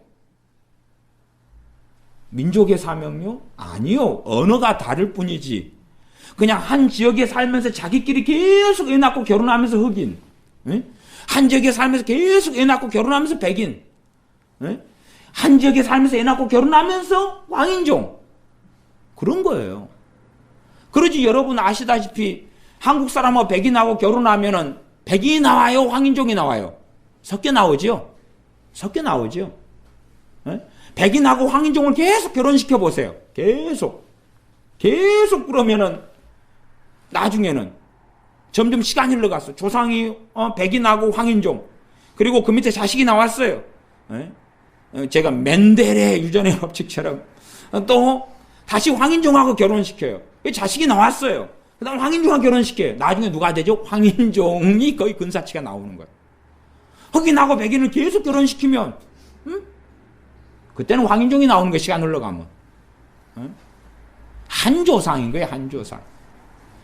과학 시간에, 생물 시간에 공부도 안 하냐, 그 말. 아니면 창세기에서 한조상의 후손들이 전 인류를 하는 걸 모르냐, 그 말이에요. 하나님의 심판으로 언어를 나누어 가지고 민족 경제, 나라의 경제가 생겨버리고 만 것을, 그것은 무슨 민족의 사명이니? 한민족의 사명이니? 택도 없는 이야기입니다. 택도 없는 이야기. 그러면 절대 다른 나라 사람하고 결혼하면 안 되는 거예요. 근데 시간만 좀 흘러가면 몽골의 침략을 통해서 몽골이 얼마나 또 다른 이 주변의 강대국을 통해서 많은 침략을 받아서 거기서 얼마나 자식이 많이 태어났어요. 심지어는 백제시대 때는 일본에 가가지고 일본의 왕조를 만들기도 하고, 거기는 뭐 섞였나요? 안 섞였나요? 도대체 어떻게 말할 거예요? 실제로 땅이 갈라진 것도 이 한 지구가 땅덩어리가 있다가 쫙 갈라졌어요. 그때는 그러면 경계가 어떻게 되나요? 끊임없이 인본적인 가르침을 가르칩니다. 대한민국은 사명이 있기 때문에 멸망하지 않으리라. 그러면 이스라엘이 나라 없이 2000년을 그렇게 고생하지 않았어야 되고, 바벨론의 침략으로, 또한 아시리의 침략으로 이스라엘과 유다가 포로가 되고 비참하게 되고 나라를 잃고 그 오랜 세월을 살지 않았어야 되는 거예요.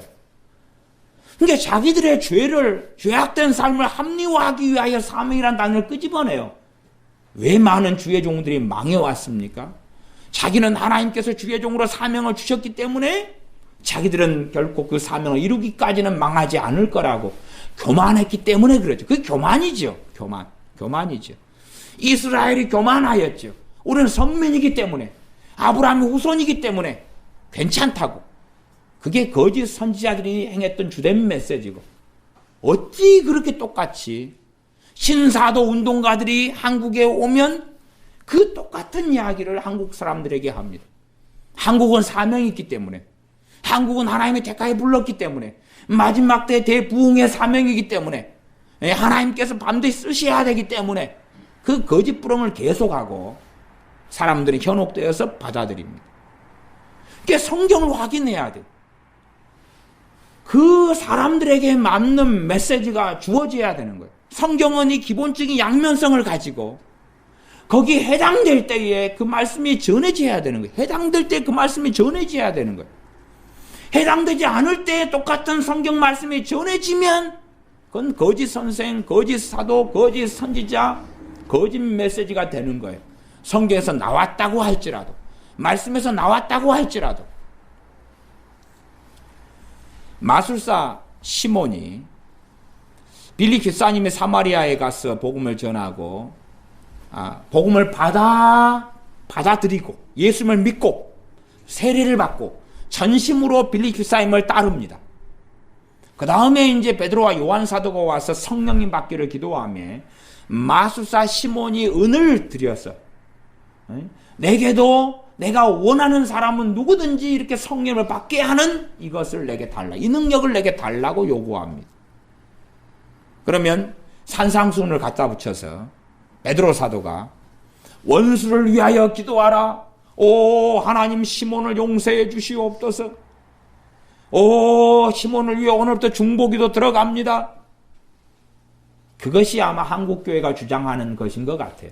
김정은을 위해 중보기도 들어가고, 평창올림픽을 위해 중보기도 들어가고, 문 씨를 위해 중보기도 들어가고 그러는 거죠. 이름을 까먹었어. 나도 치매가 오나? 그렇게. 그러나 베드로 사도는 성령님이 역사하심으로, 그게 이상하죠. 그 성령님의 역사가 산상수훈을 이해하는 사람들하고는 안 맞은 거예요. 안 맞은 거예요. 원수를 위하여 복을 빌라. 그런데 성령님께서는 이 도에는 너가 품깃이 없다. 내 은과 함께 너가 망할지어다 그러는 거예요. 이상하죠? 왜 성령님께서는 사랑의 영으로 임하시고 거룩한 영으로 임하셨는데 내 은과 함께 너가 망할지어다 그러냐고 말. 오히려 성령의 음성이 들려서 시몬 베드로야, 마사 시몬이 언젠가 다시 돌아오도록 중보기도 하여라. 그에게 평안을 선포해 주어라. 그에게 회개를 선포해 주어라. 괜찮다고 하여라. 그래도 하나님이 용서한다고 용서를 선언해 주어라. 그래서 필립이 안시는 하나님의 용서의 정권을 우리에게 맡겼다. 하나님의 용서의 정권을 우리에게 맡겼다. 그렇게 놀라운 하나님의 은혜에서 쓰고 있는 거 아닙니까? 하나님이 우리에게 용서의 정권을. 이게 하나님의 용서는 우리한테 달렸다. 우리한테 달렸다. 정권을 다, 대리권이라고 책에 번역되어 있습니다. 대리권. 대리권이 있을 턱이 없죠. 그래서 산상수훈과 여러분이 많은 일들을 맞추어 보라 그 말이죠. 예를 들어 한쪽 뺨을 때리거든 한쪽 뺨을 대어라. 그러죠? 근데 실제로 주님은 이 하속 하나에게 이 대제사장의 집에서 재판받을 때나 뺨을 맞으셨어요.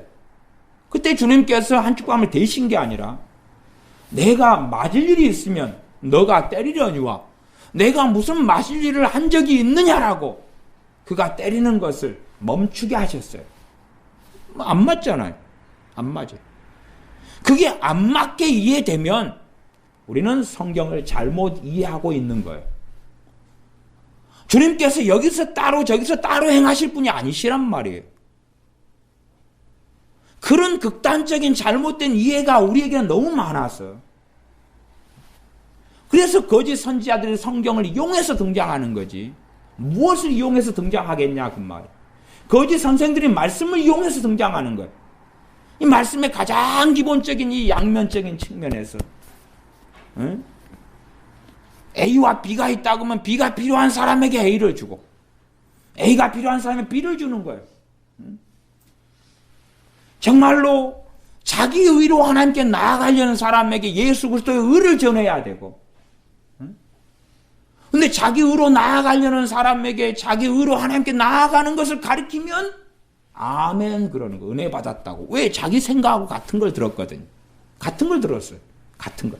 자기 육체의 본성이 아멘 하는 거예요. 아멘 감동이 오는 거예요. 왜? 자기가 믿는 것이니까. 믿는 것이니까. 최근에 어떤 분이 저하고 상담을 했습니다. 그래서 메일을 통해서 답변을 하는데 결국은 저는 책망을 했어요. 책망. 당신이 지금 잘못 믿고 있다. 책망했어요. 그랬더니 어쨌든 우리 카페라면 카페를 탈퇴했어요. 저는 그건 중요하지 않아요. 2,000 몇백 명이 우리 교회 카페 안에서 이렇게 회원이 돼가지고 있어도 그게 뭐가 중요하겠어요. 근데 사실은 저한테 인정을 받지 못한 거죠. 나 목사님 설교를 듣는 사람입니다.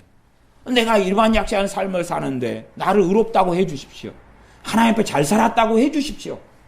그런 거지요. 근데 아니다. 당신 잘못 살았다. 그러니까. 에레기순? 제가 옛날에 목수 일을 할 때 저하고 함께 일했던 목수 오야지가 있는데 그 양반하고 맨날 일하면은 망치를 하다가 못이 이렇게 한 2번 박거나 3번 박으면 대못이 콱 들어가야 되는데 세게 탁 박다 보면 이게 탁 목이 대못 목이 확 꺾여요. 그러면 이 양반이 에레기순 그러거든요.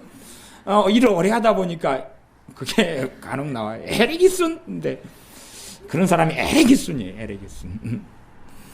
자기를 인정해 줘야 되는데 자기가 믿고 있는 바, 추구하는 바를 당신 정말 잘 믿고 있으면 인정해 줘야 되는데 인정 안 해주니까 에레기순 그러고 그 양반이 그러고 빠이빠이. 당신은 인정할 수 없어. 그건 인정을 받건 안 받건 중요한 게 아니라 근데 사람이 육체의 정욕이요. 성경이 한쪽 부분을 땡기는 거예요. 이게 한쪽을. 왜? 내게 맞는 쪽을 땡기는 거예요. 땡겨. 내가 율법주의로 살고 싶으면 성경에서 뭘 발견해? 율법주의를 발견해. 율법주의 속에 들어가면 복음을 이제 계속 먹어야 되는 거예요. 근데 너무 복음으로 가가지고 복음이 한쪽의 진리만으로 추구하면 다시 이제 하나님을 경외하는 것을 좁은 길을 걷는 것을 순종하는 것을 회개하는 것을 또 들어야 돼. 그래서 진리 안에 출발은 복음에 출발하고 그렇죠? 그러면서 말씀 안의 균형을 바르게 이루어야 돼. 그것이 사실은 우리가 계속 믿음이 성장할 때에 이 하나님의 말씀을 통해 듣는 중요한 과제물이에요. 과제물. 제가 사실은 시편 119편을 읽어가지고 119편에서 여러분 눈에는 안 보이실지 모르는데 119편에 주의 말씀을 내게 가르쳐 주소서 하는 구절을 제가 쭉 읽어가 다 적어놨어요. 주의 율례를 내게 가르치소서 이 구절이 얼마나 많냐 그러면 12절, 시편 119편 12절, 18절 또 이런 거 25, 26, 27, 28, 29, 31, 32, 33, 34, 35, 32, 37, 38, 39, 40, 41, 43, 58, 64, 66, 68, 73 또 86, 88, 107, 108, 116, 117, 121, 124, 122, 123 쭉 이렇게 가는 거예요. 왜 주의 말씀을 가르치고 말씀대로 나를 소성케 하소서 이렇게 무진장 119편의 말씀에 대해서 기도가 이렇게 많냐 그 말이. 왜 그러겠어요? 말씀을 알고 깨닫는 것이 어려우니까. 또한 말씀을 알게 해달라는 기도가 한 번으로 해결될 문제가 아니기 때문에 그래요. 그만큼 주의 말씀을 가지고 말씀을 사랑하는 사람들은 많이 기도한 거예요. 많이 기도한 거예요. 그렇지 않으면 어그러지게 돼버려. 어그러지게. 잘못된 길로 나가버려. 인간의 자유의지에 깊이 들어가 버리면 은혜는 사라지는 거고, 은혜만으로 들어가면 필립 얀시 같은 혹은 뭐 또 다른 은혜 신학자라고 하는 사람들처럼 극단론적인 하나님의 심판하신 하나님은 사라지고, 진노에 날마다 분노하시는 하나님이시로다는 사라지고, 사랑과 용서의 하나님만 남고 그게 복음이라고 주장하는 거예요. 그러면 요한계시록이 있을 리가 없죠. 그렇게 한쪽으로만 먹고 필립 얀시책이 그렇게 퍼진 이유는 크게 두 가지일 것 같아요.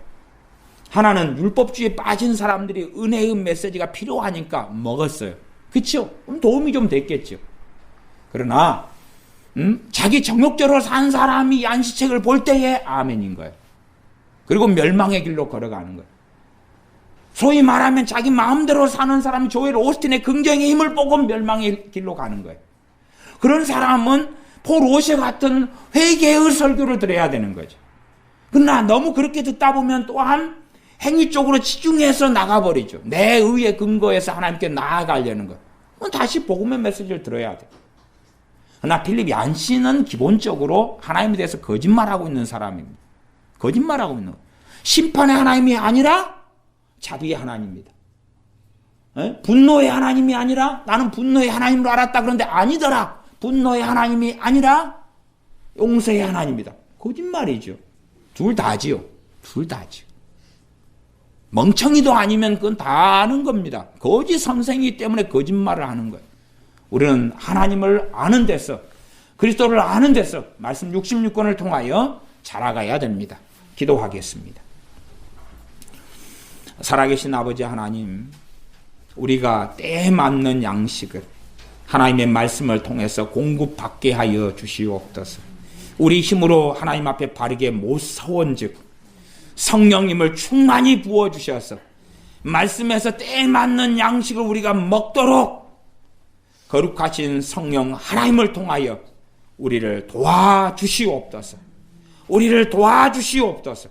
하나님의 말씀의 균형을 이루고, 그러나 출발이 복음에서 전능하신 주 예수 그리스도를 통한 하나님의 사랑에서 출발하고, 주 예수 그리스도의 피 흘리심을 통한 하나님의 용서에서 출발하고, 그래서 용서하는 삶을 살고, 그래서 사랑하는 삶을 살고, 주 예수 그리스도를 통한 하나님의 은혜에서 출발하여 은혜 받는 삶을 살고, 주님의 의에서 시작하여 의로운 삶을 사는 우리가 되게 하여 주시옵소서.